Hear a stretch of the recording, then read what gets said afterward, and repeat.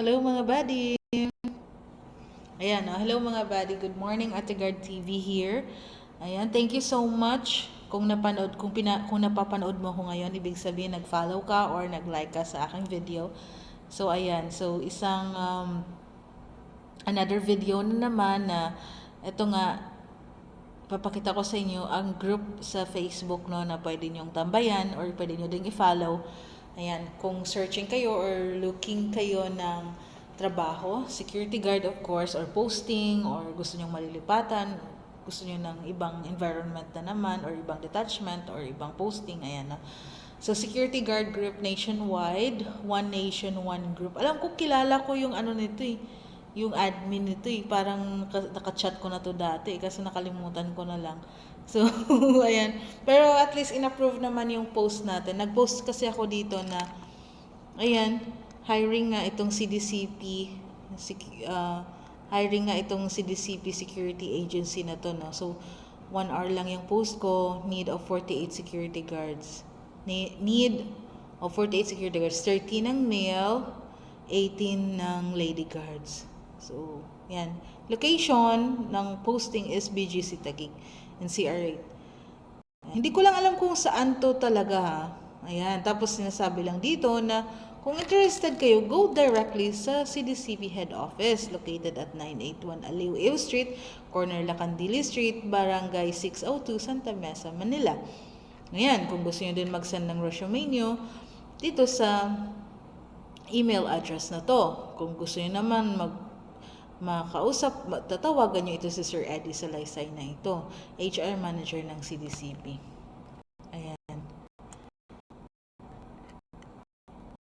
Ayan po mga baryo. And, although in-encourage ko naman kayo magtrabaho ngayon nga, kasi kailangan naman talaga natin magtrabaho ngayon. Pero gusto ko lang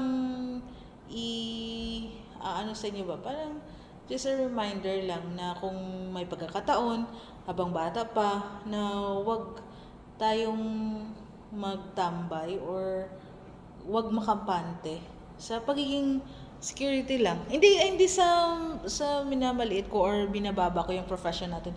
I myself, I'm a lady guard. So dito ko man binubuhay yung aking mga family, nagsusupport sa parents ko, sa mga kapatid ko, yan. Pero ang ibig ko sabihin, habang may time pa, kung may gusto pa kayong gawin, kung gusto niyo pang mag-aral, mga buddy, or may mga passion kayo, or may gusto kayong pasukin ng mga business, gawin niyo itong stepping stone, yung pagiging 5'9", yung pagiging security guard or lady guard. Yan. Yung pera na gagamitin sa sahuran is gamitin niyo for your, yung future dreams ba? Minsan kasi yung mga ginagawa natin, hindi naman talaga natin gusto, di ba? Kaso lang, so, yun nga, doon nga tayo talaga, kumikita or, di ba? Naintindihan niyo naman siguro ako, di ba? Siguro kasi nararamdaman ko lang din to sa sarili ko ngayon. Kasi nga, baka iniisip ko nga na late na, kasi medyo maedad na rin ako. Tapos, ayan. Pero sabi nga nila, it's never too late to start, di ba? Again. So, yun, madami din akong mga side hustle, madami kong mga ginagawa na din ngayon.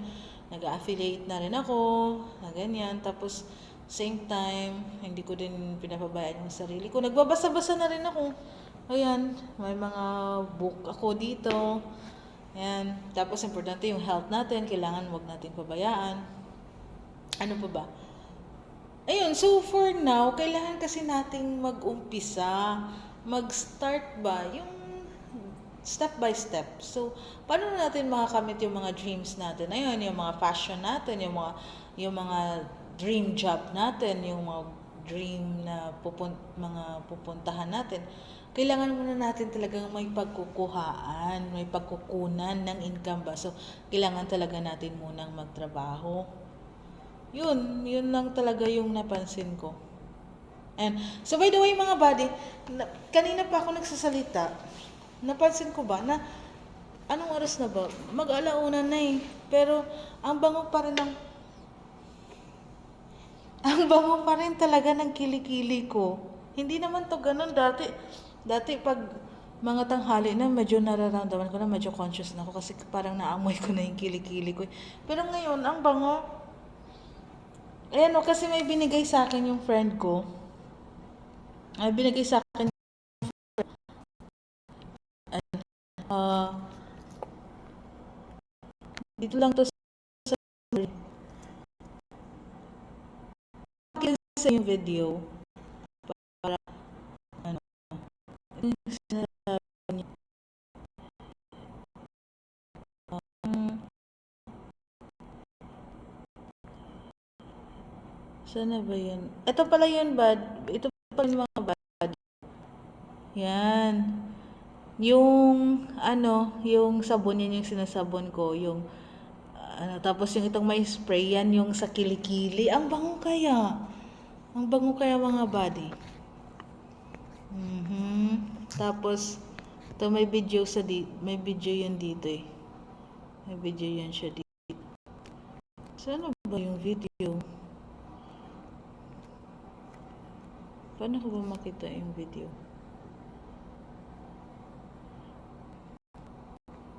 Ang kalat na gari ko, no? Kasi kung ano-ano lang yung pinagagawa ko dito, yung mga nag-affiliate, nagka-crop, ito pala mga buddy.